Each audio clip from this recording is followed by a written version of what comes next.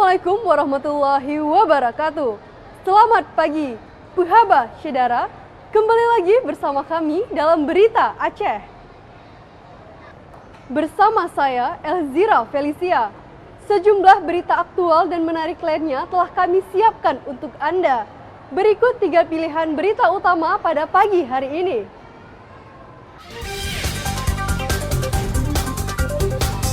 Seorang guru sebuah yayasan di Kutacane dilaporkan ke polisi diduga melakukan kekerasan kepada anak didiknya.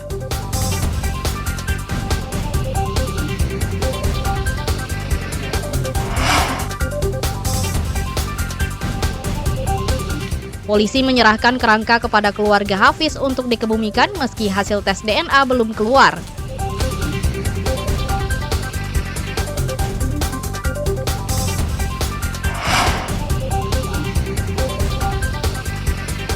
Menikmati martabak telur atau martabak coklat sudah biasa, namun martabak berbalut durian patut dicoba.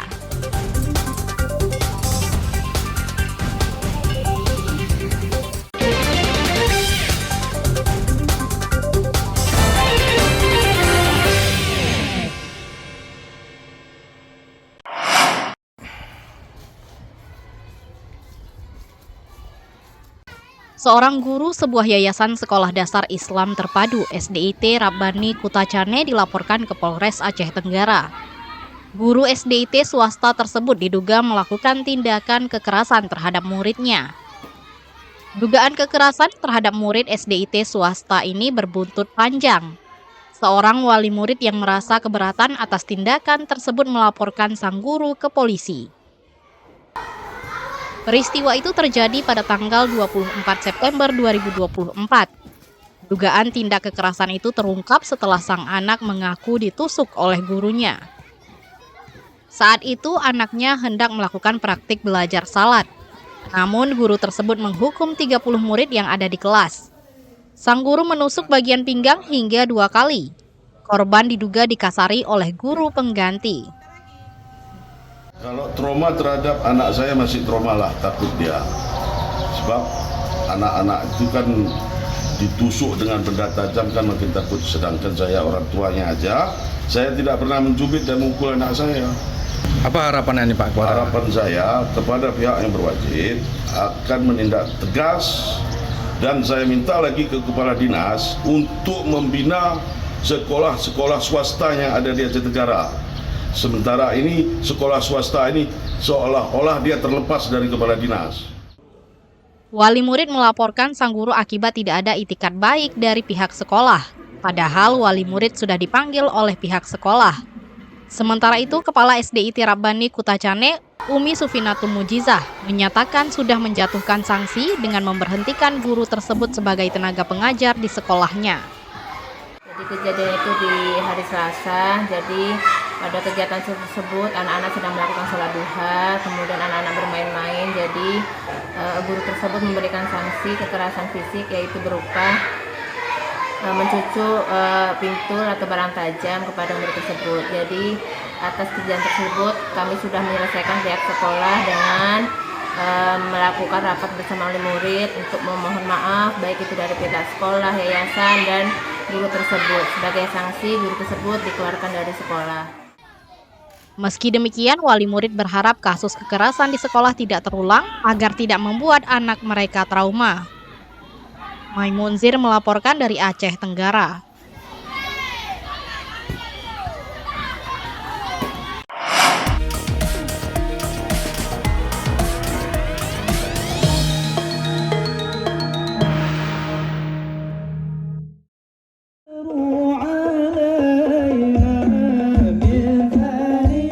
Tahapan Pilkada 2024 masih terus berjalan, termasuk di sejumlah daerah di Provinsi Aceh.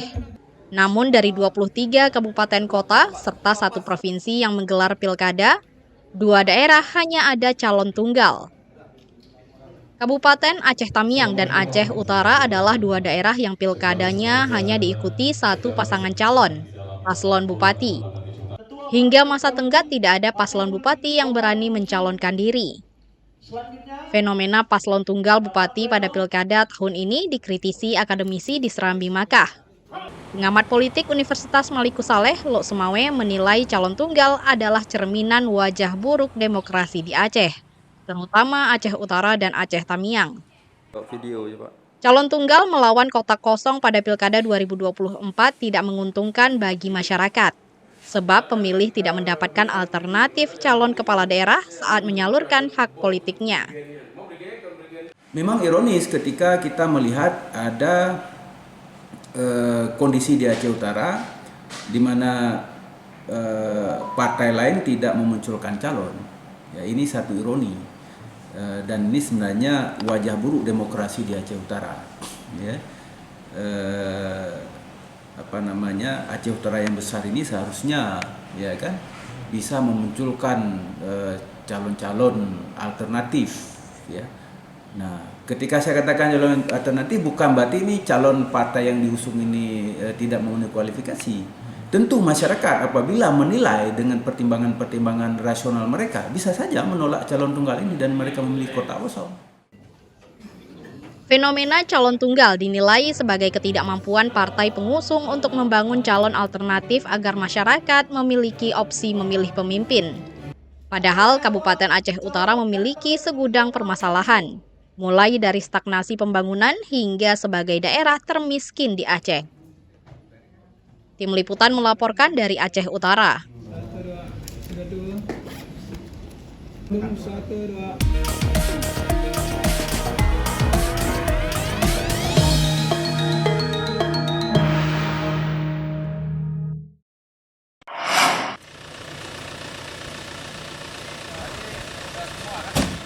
Penyelidikan peristiwa penemuan kerangka manusia di perbukitan Gampung Lamtado, Kecamatan Darul Kamal, Aceh Besar berlanjut.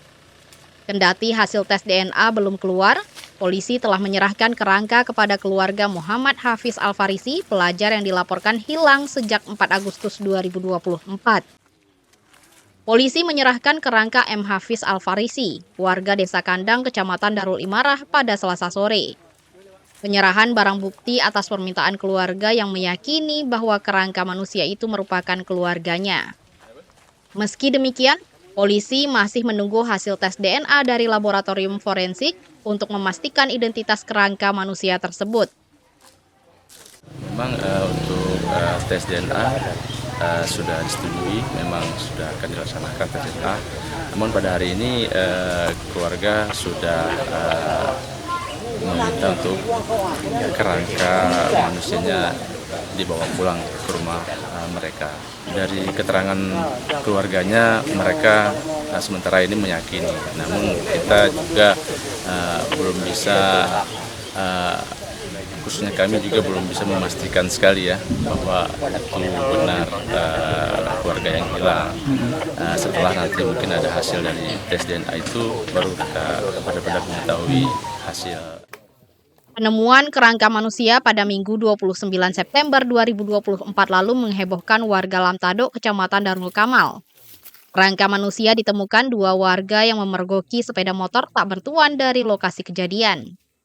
Peristiwa ini dikaitkan dengan laporan seorang pelajar yang hilang sejak 4 Agustus 2024. Polisi menemukan sejumlah bukti seperti pakaian dan kunci sepeda motor dalam saku baju.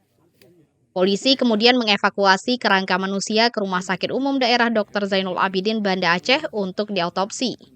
Hingga saat ini polisi belum menemukan identitas kerangka manusia tersebut dan penyebab kerangka manusia berada di daerah itu. Tim Liputan melaporkan dari Banda Aceh.